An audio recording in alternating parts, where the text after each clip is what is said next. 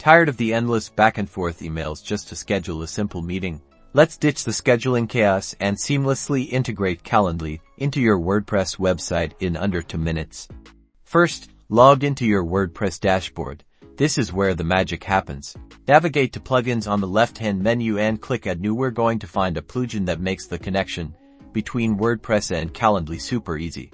In the search bar, type Calendly. You'll see several options, but look for the official Calendly plugin. Click Install Now next to the Calendly plugin. You're the one with the Calendly logo.